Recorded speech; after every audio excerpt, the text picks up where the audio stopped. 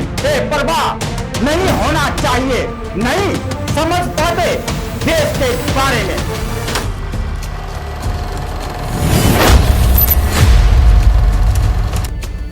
बोलता है भारत के मंच से एक ऐसा मुद्दा हमने उठाया था जो आप सभी लोगों ने देखा होगा, आई लव मोहम्मद और आई लव महादेव।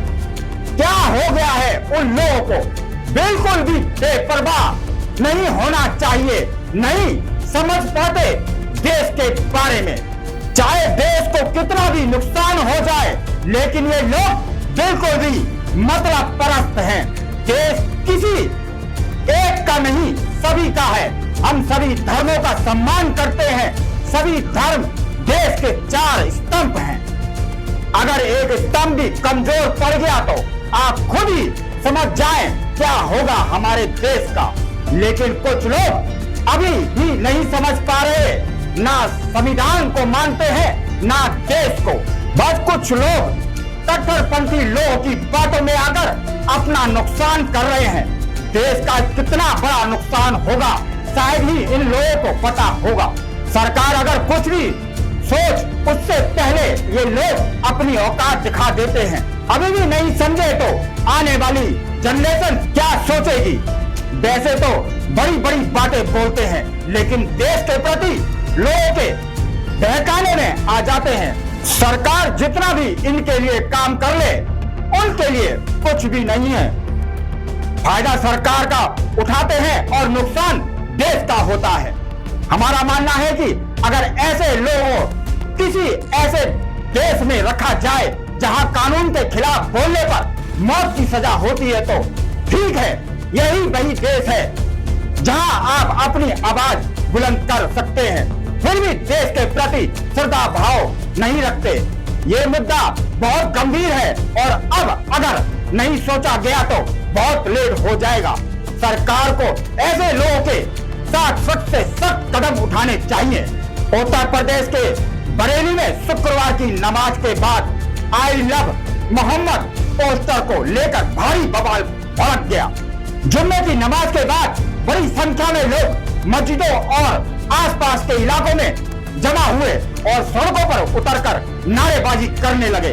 प्रशासन ने पहले ही इलाके में धारा 163 BNSS लागू कर रखी थी और बिना अनुमति किसी भी जुलूस या प्रदर्शन पर रोक थी, लेकिन इसके बावजूद भी भीड़ ने कानून को खुली चुनौती दे दी। जैसे ही पुलिस ने प्रदर्शन को रोकने की कोशिश की, उपद्रवियों ने पथराव शुरू कर दिया। कई जगह बैरिकेड्स तोड़े गए, गाड़ियां और दुकानों को नुकसान पहुंचाया गया और माहौल तुरंत हिंसक हो गया। हालात काबू से बाहर जाते देख पुलिस को लाठीचार्ज और आंसू गैस गोले छोड़ने पड़े।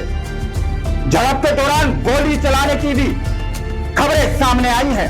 हालांकि किसी मौत की आधिकारिक पुष्टि नहीं हुई। इस हिंसा में 10 से ज्यादा पुलिसकर्मी घायल हो गए, जबकि कई उपद्रवियों को भी चोटें आई हैं। पुलिस ने मौके से दर्जनों लोगों को दबोच लिया और पूरे इलाके को छावनी में तब्दील कर दिया गया है। बरेली के DIG अजय कुमार साहनी ने खुलासा किया है कि ये कोई अचानक हुआ हंगामा नहीं था, बल्कि पूरी तरह से सोची समझी साजिश थी। कॉल की गई थी। इस संबंध में लगातार जो धार्मिक प्रतिनिधि थे सभी से लगातार वार्ता की जा रही थी और आज सुबह से ही मैं SSP प्रशासन के लोग सभी लोग मौके पर मौजूद थे फील्ड में और फोर्स लगातार शहर में लोगों से बातचीत कर रही थी और इन लोगों को बताया गया कि आप लोग शांतिपूर्ण तरीके से नमाज पढ़ें और वापस चले जाएं। इसका परिणाम ये हुआ कि 90-95% लोगों ने शांतिपूर्ण तरीके से नमाज पढ़ी और वो लोग वापस चले गए। अचानक बाद में कुछ खुराफाती तत्व आए और जिन्होंने पथराव और फायरिंग शुरू करी और इसमें पर्याप्त उनकी वीडियोग्राफी और फोटोग्राफी की गई है। उस आधार पर पुलिस ने भी जो उसमें लोग मौके पर पाए गए ये करते हुए उसमें से कुछ की गिरफ्तारियां सुनिश्चित की गई हैं और वीडियो और जो हमारे पास फोटो साक्ष्य उसके आधार पर अगली कार्रवाई सुनिश्चित करेंगे। उपद्रवी पहले से तैयारी के साथ 3 अलग अलग जगहों पर एक साथ उपद्रव करने उतरे थे। इसी पूरी घटनाक्रम में मौलाना तौकीर रजा खान का नाम भी सामने आया है, जिन्हें हिरासत में लेकर पूछताछ की जा रही है। उन्होंने पहले दावा किया था कि आंदोलन शांतिपूर्ण रहेगा, लेकिन माहौल बिगड़ने पर पल्ला झाड़ लिया। पुलिस और प्रशासन के स्पष्ट कर दिया कि किसी भी दोषी को छोड़ा नहीं जाएगा। सीसीटीवी और वीडियो फुटेज के आधार पर उपद्रवियों की पहचान की जा रही है और सख्त से सख्त कानूनी कार्रवाई तेजी से जारी है। मुख्यमंत्री योगी आदित्यनाथ ने इस प्रकरण को सामाजिक सौहार्द बिगाड़ने की सुनियोजित कोशिश बताया और साफ कहा कि राज्य में अशांति फैलाने की अनुमति किसी को नहीं दी जाएगी। दंगाइयों के साथ सख्ती से निपटा जाएगा। उन्होंने कहा कि ऐसे आयोजन किसी भी कीमत पर बर्दाश्त नहीं किए जाएंगे और राज्य सरकार ऐसे लोगों के खिलाफ बड़ा रुख अपनाएगी। हमने देखा होगा कल बरेली के अंदर तो मौलाना भूल गया कि शासन किसका है। वो मानता था धमकी देंगे और हम जबरदस्ती जाम कर देंगे। हमने कहा जाम नहीं होगा, कर्फ्यू भी नहीं लगेगा, लेकिन कर्फ्यू का सबक तुम्हें ऐसा सिखा देंगे कि तुम्हारी आने वाली पीढ़ी दंगा करना भूल जाएगी। क्या तरीका है? आप सिस्टम को ब्लॉक करना चाहते हैं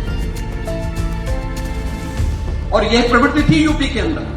17 के पहले यही होता था और हम इसी बात को कह सकते हैं कि 17 के बाद हमने कर्फ्यू भी नहीं लगने दिया, लेकिन ऐसे बैरियर को चुन चुन करके वे जिस प्रकार की भाषा को समझते थे उस प्रकार की भाषा से उनको समझा करके उसको उसकी सजा दिलाने का काम भी किया है।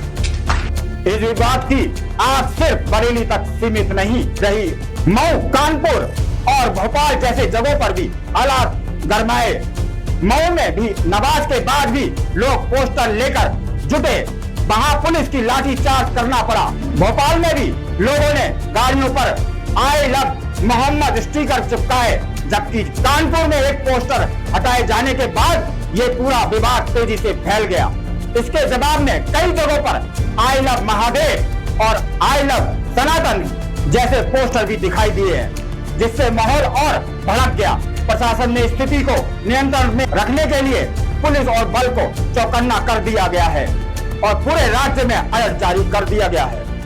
ये विवाद एक पोस्टर से शुरू होकर अब सांप्रदायिक तनाव में बदल चुका है और सरकार ने स्पष्ट संकेत दे दिए हैं कि कानून व्यवस्था से खिलवाड़ करने वालों को बख्शा नहीं जाएगा। इस पूरी घटनाक्रम ने यह स्पष्ट कर दिया कि कानून और सामाजिक सौहार्द को चुनौती देने वाले तत्व और भी सक्रिय हैं। राज्य सरकार ने चेतावनी दी है कि भविष्य में ऐसे किसी भी प्रयास को पहले ही रोक दिया जाएगा और दोषियों के खिलाफ कठोर से कठोर कार्रवाई करी जाएगी।